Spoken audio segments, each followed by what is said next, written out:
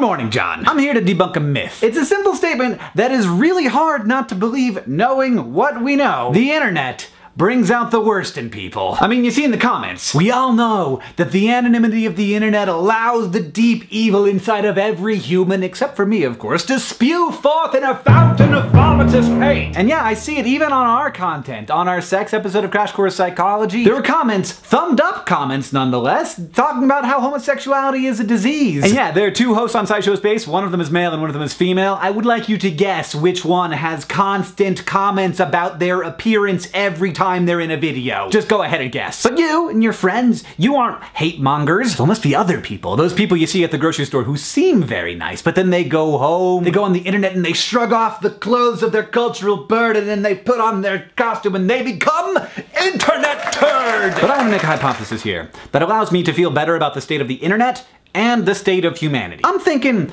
anonymity doesn't bring out the worst in people. It just brings out the worst people. Imagine, if you will, a D-bag. This person goes on the internet and he says nasty things to people. He's racist and he's sexist. He doesn't have a lot of friends because he doesn't like people, and people also don't like him. On average, he speaks to about 0.02 human beings in the real world per day. In the physical world, this human is entirely invisible. We have no idea they exist. But on the internet, he not only gets to express his views to lots of people, those people then engage with him. It's a kind of exercising of power. He gets to get a rise out of people. It's thrilling. It's not scary like doing it in real life would be. It's a rush. This person isn't like a sweetheart all day long and then goes home and becomes a D-bag.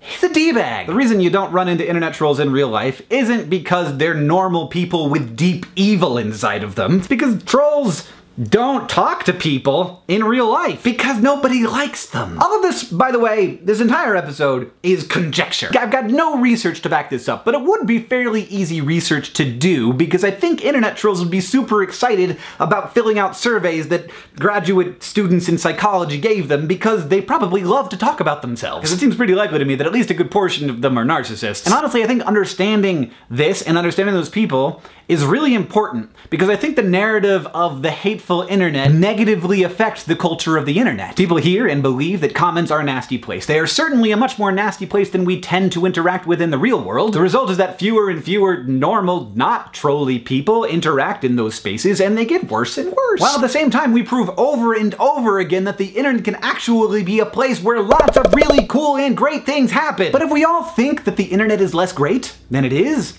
it will become less great because we think that. And my even greater worry is that people will look at the comments of a YouTube video and say, look, a third of these people, at least, are just terrible. And then by extension, those people will assume that a third of all people are terrible and that all social spaces are hostile and antagonistic, which is very not the case. What we're looking at down in the comments is extreme selection bias. People don't want to comment because it seems like a hostile place, so only hostile people comment. Now, a big problem here is that YouTube has lately been promoting discussion rather than how many people thumb up a comment. So a comment will end up way at the top of the video because lots of people are discussing that comment. That isn't usually because there's a good discussion happening there. It's usually because that first comment was extremely inflammatory and wrong, and people are arguing about it. And the trolls are loving it. But I guarantee you, as a person who has met a number of people, most of them, like 90% of them, are good.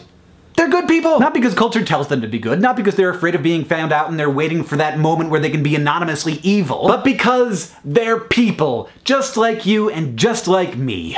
John, I'll see you on Tuesday.